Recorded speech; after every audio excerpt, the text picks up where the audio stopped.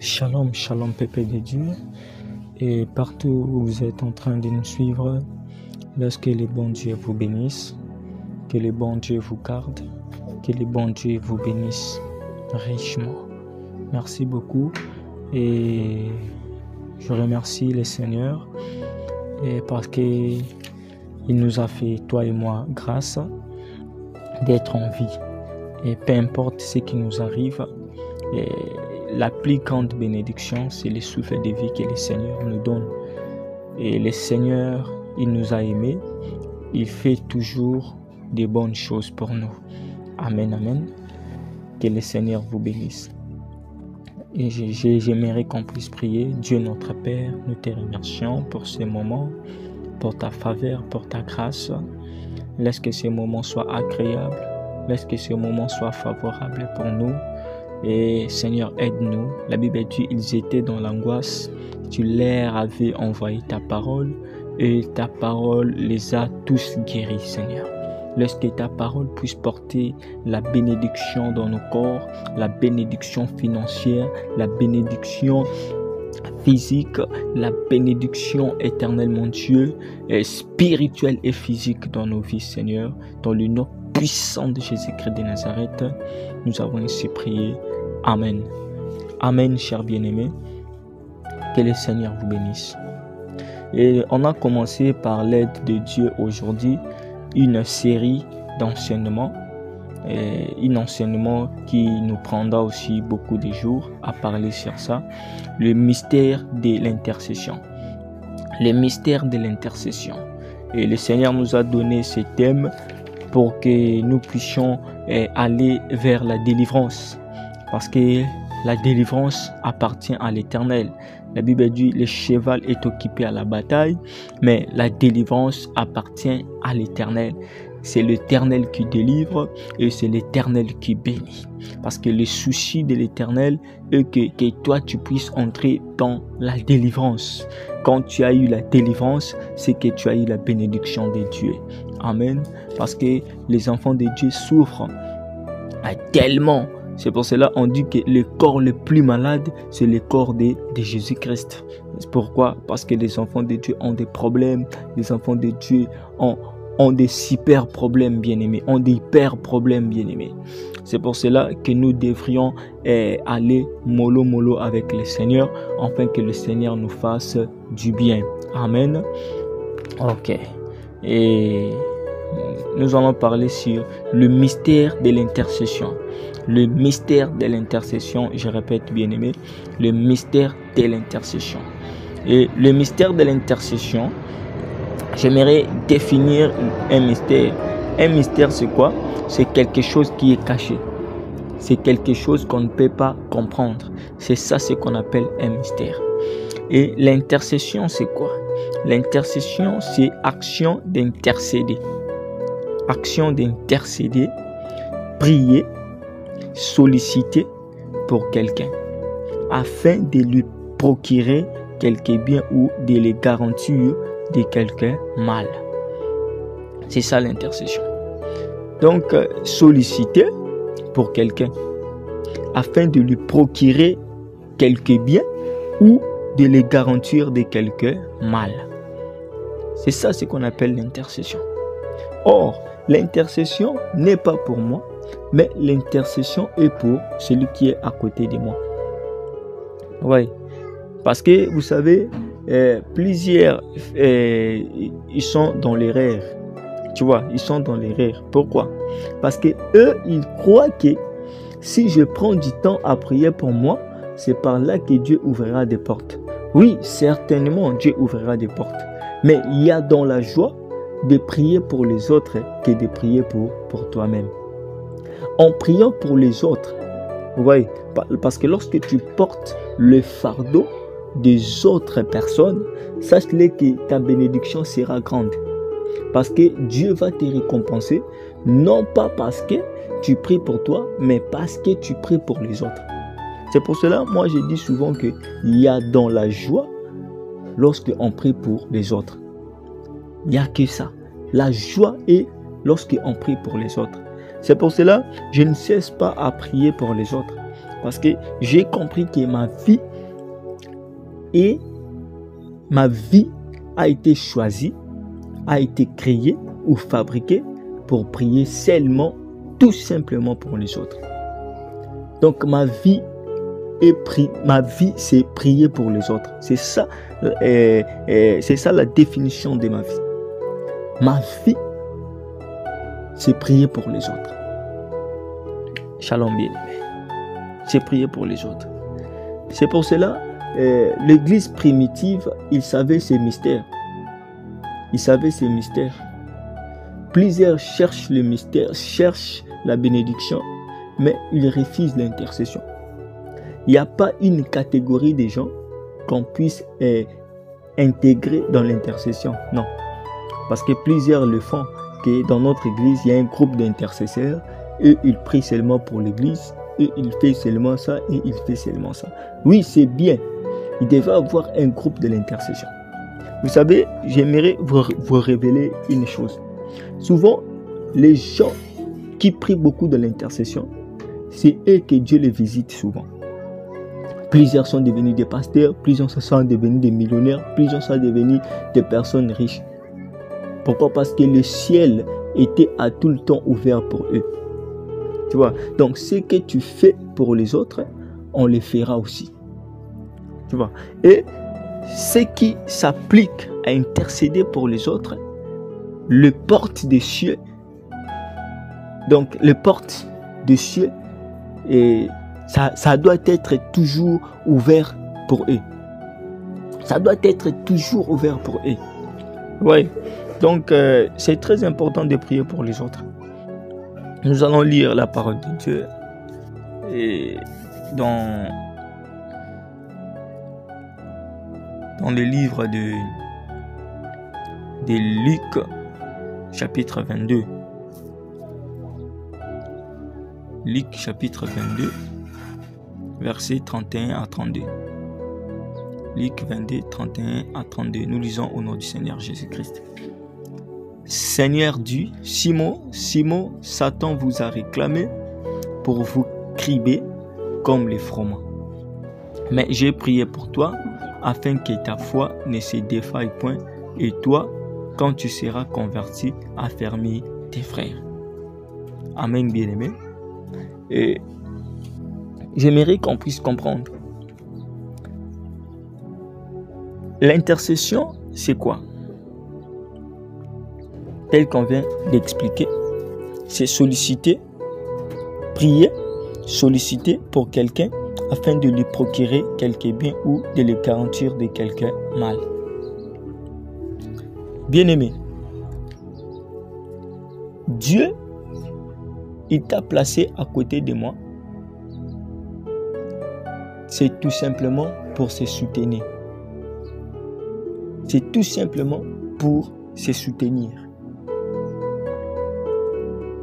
Si je suis à côté de toi et toi tu es à côté de moi, c'est tout simplement pour se soutenir. Ouais. Or, soutenir, si l'intercession est le garantir de quelque mal, de lui procurer quelque bien, c'est que lorsque je te regarde, lorsque je prie pour toi, c'est pour que ta vie change. Lorsque tu pries pour moi, c'est pour que ma vie soit préservée contre les choses du diable. Or, c'est un mystère. Plusieurs n'ont pas compris ce mystère. Il y a peu de gens qui ont compris ce mystère. Prier pour les autres, c'est quelque chose de très puissant, très efficace. Prier pour les autres. Et c'est pour cela, ici, on nous parle de Pierre. Pierre, qui était le disciple de Jésus-Christ. Pierre et ses amis, les disciples, parce que Pierre était un disciple choisi par le Seigneur pour qu'il pour qu'ils puissent faire le même œuvre que le Seigneur avait fait après le Seigneur. Donc, c'est-à-dire, quand on dit le même œuvre, donc c'est-à-dire de garder le peuple de Dieu, de paître les troupeaux de Dieu. Est-ce que vous comprenez ces mystères? Et Dieu a dit à Pierre, si tu regardes, tu verras que la Bible dit, Satan, Simon Pierre, Satan vous a réclamé. Donc ce n'était pas seulement Pierre, mais c'était tous les disciples qui ont été réclamés. Mais Christ a dit à Pierre, mais je priais pour toi, Pierre, mais moi je priais pour toi. Tu vois, donc la réclamation est venue pour tous, mais Christ a prié pour une seule personne. Vous savez pourquoi? Christ voulait enseigner à Pierre une chose. Il a dit à Pierre, le jour que tu seras affermi, plutôt le jour que tu seras converti, affermi tes frères. Cela signifie quoi?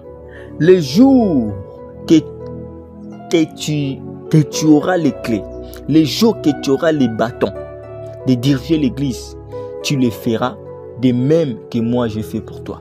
Donc tu dois intercéder pour tes frères. Tu dois prier pour tes frères.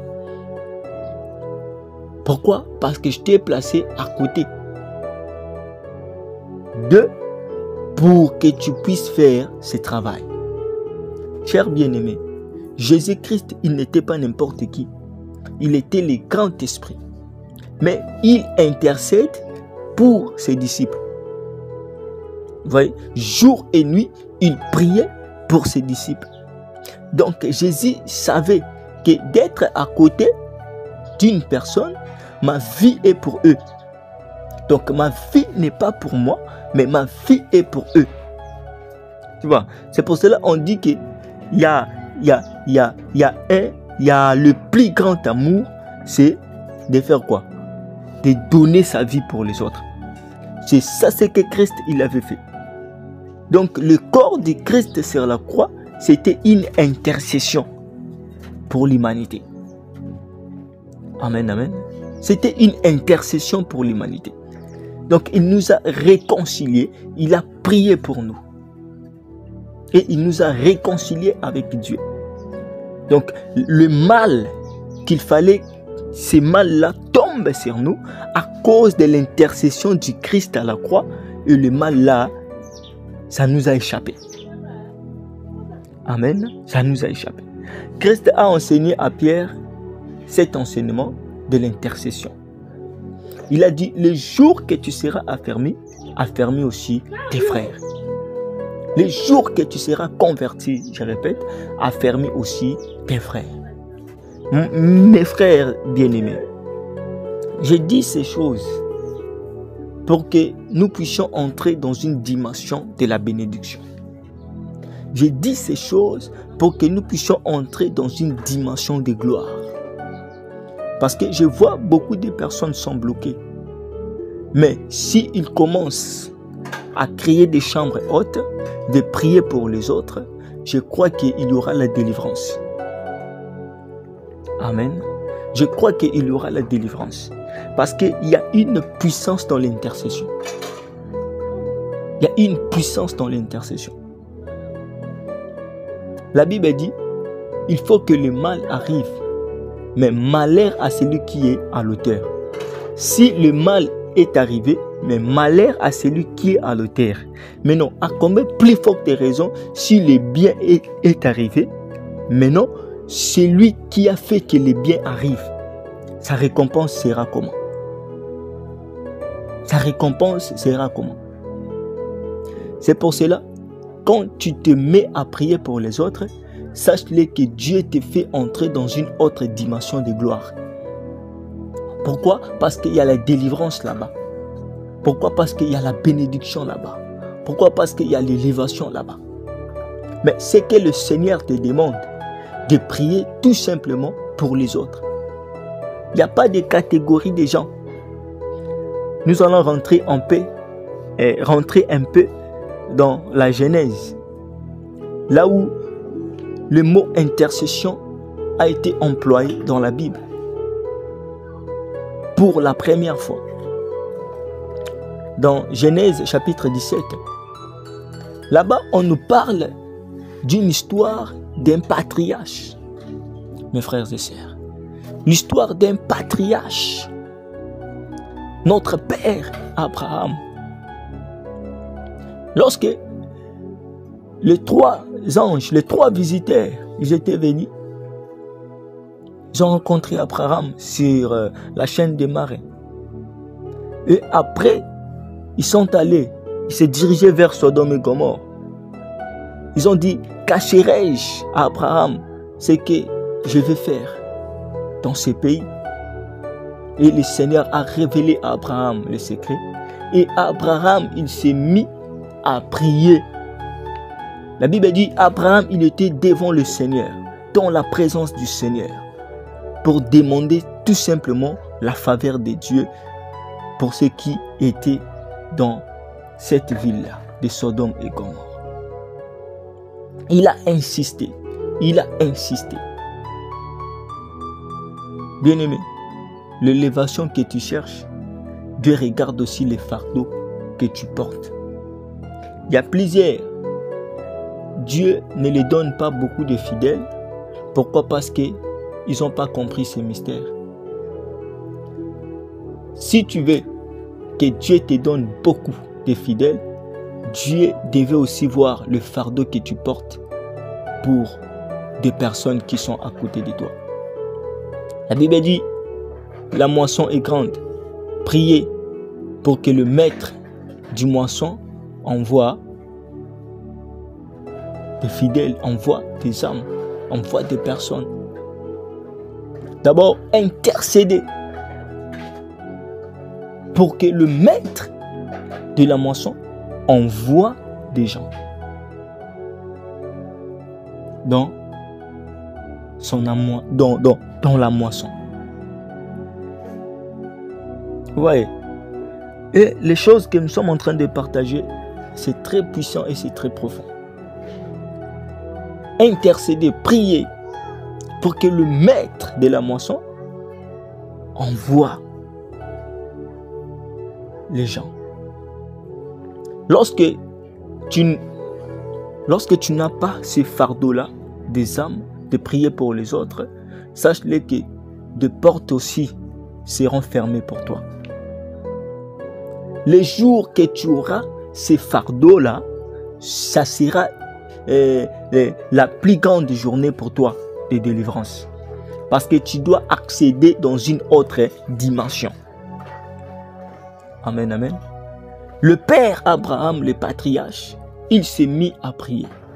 Seigneur, même s'il y a 50. Seigneur, même s'il y a 10. Seigneur, il s'est mis à prier. Il a pris son temps à prier. Pourquoi? Parce qu'il savait que son frère est là-bas.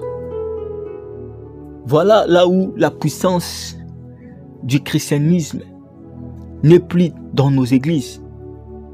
C'est parce que chacun sont devenus des égoïstes. Il veut seulement que lui. Il veut seulement son bien. Il veut seulement qu'il soit prospère. Lui, qu'il s'habille bien. Lui, qu'il marche avec des belles voitures. Il veut seulement qu'il soit beau. Mais pour les autres, il ne veut pas. Abraham, il s'est mis à prier. Il a passé du temps dans la présence de Dieu. Rien pour demander la voiture, le mariage.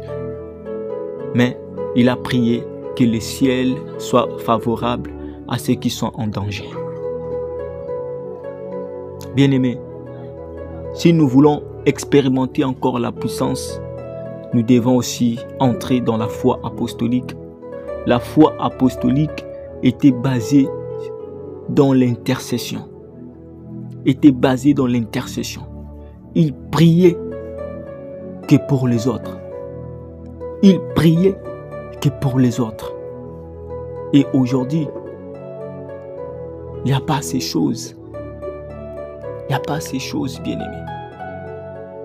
Aujourd'hui, il n'y a pas ces choses.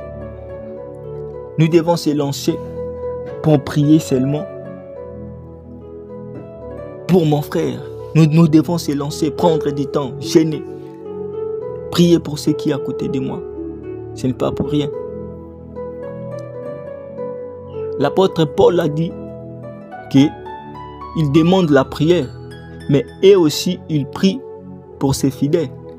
Il a dit, je ne cesse pas de mentionner vos noms dans mes prières. Priez pour moi. Il demande la prière. Dans une église, il n'y a pas qu'il faut qu'il puisse avoir un groupe d'intercesseurs. Non. Tout le monde est intercesseur. Tout le monde devait prier pour les autres. Et vous verrez qu'il n'y aura pas beaucoup de gens qui souffrent. Non. Parce que nous sommes en train de se soutenir les uns les autres.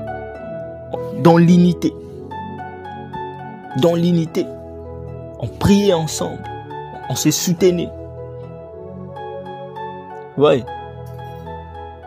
La Bible dit, l'église,